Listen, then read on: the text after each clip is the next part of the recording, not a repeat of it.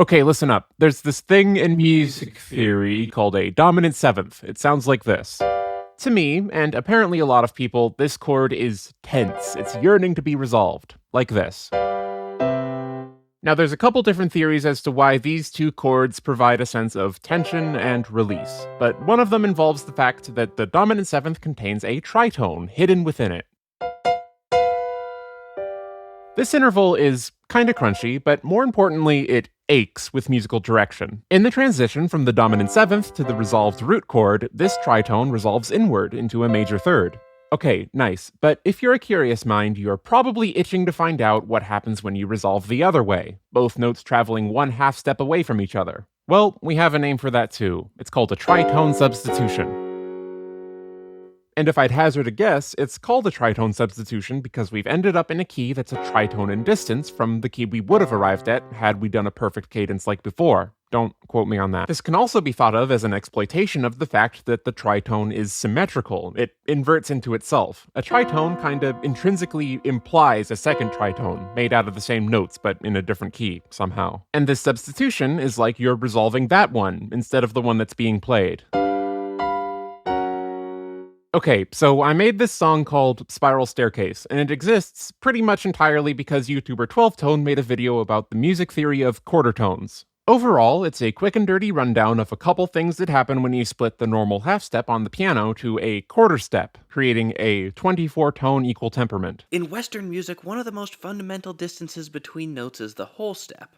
It's the most common interval in many of our most common scales, and it provides the basic structure on top of which our modern understanding of sound is built. But it's also pretty big, so we usually add in the half step, which, as you can imagine, is half as wide, and that's where we usually stop. Between the two of these, we can explain basically everything about normal Western music. But what if we kept going? What if we cut a half step in half? Well, we'd get this, which is fittingly called a quarter tone. By themselves, they can sound really unpleasant and out of tune, but if you use them carefully, they can add whole new dimensions to your music. It's a commendably breezy watch, but I was very intrigued by precisely one point they went over, namely the new ways that you can resolve a dominant chord using quarter tones. I'll let them take this part. But we can also use quarter tones structurally. One of my favorite tricks with them involves the tritone. Normally, this incredibly dissonant interval wants to resolve by moving each note a half step inward, creating a major third.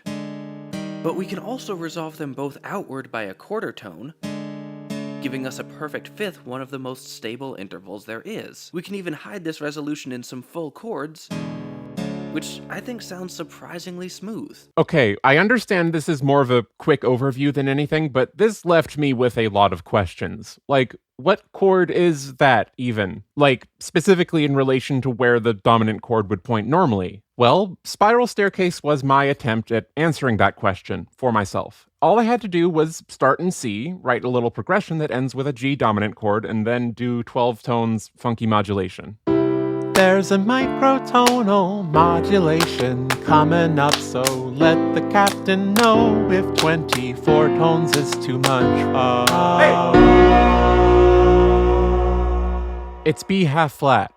So there's that question answered. If we arrive at the tritone scale degree with a tritone substitution, then I guess arriving at B half flat would be lowering the key 1 neutral second downwards. Neutral second substitution is admittedly a bit of a mouthful, but if you got a better name, then I'm all ears. Anyways, I didn't want to just point out exactly which weird notes I used, because that would be a terrible thing to do. The next step of the analysis is to examine the aesthetic result of this funky modulation. I, for one, was immediately struck by how distant of a harmonic leap this is, while at the same time being fairly close in terms of the blunt interval size. It feels like a shift into a mirror dimension. The modulation is close and yet far in a way I don't think is quite achievable with 12-tone equal temperament. So, naturally, I wrote Spiral Staircase to be about a Mars rover singing to a civilian on the inside of a biosphere.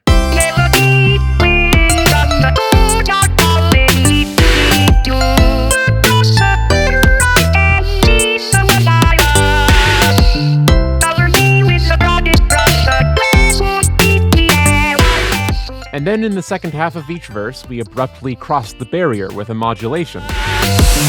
Melody approaching from the follicles of destiny. I swear your eyes still pull me out, they reach right through the air. For the record, I have no idea what the follicles of destiny means. Okay, so that's the basic idea behind the track. Half the verse is in one tuning, and then I do the funky modulation, and the other half is a neutral second flat. However, there's still a couple edge cases I wanted to experiment with before the track was over. Most pressingly, what happens if you do it a whole bunch of times really fast? Well, it turns out that a neutral second is exactly 1/8 of an octave, which means I can do this little modulation exactly 8 times before wrapping back around to where I started. Which also means that this little call and response chorus that I made fits exactly in one measure. And I, personally, find this discovery to be delightful. Midnight, glass house, carapace, staircase. Like in 12-tone equal temperament, you can't just make the same step 8 times and end up exactly 1 octave below where you started. It's cool. I've discovered... Okay, one more experiment. I talked about how the tritone is symmetrical and always implies a second tritone. What happens when we do the funky cadence on the second tritone? One more microtonal modulation coming up, so let the captain know if this bit is getting old.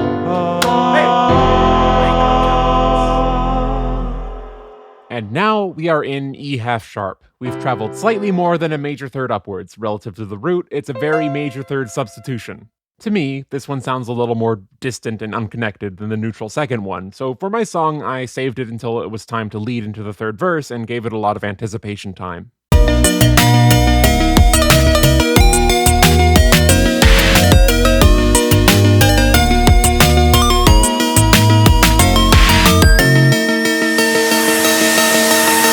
When I close my eyes, I see us flying through the air, and in my heart of hearts, I'm certain that the land will see us there. And that, my dear students, is how you modulate from B half flat to E natural flat. Thanks for watching. Use these cadences if you want. I'm not the boss here. I stole them from 12-tone.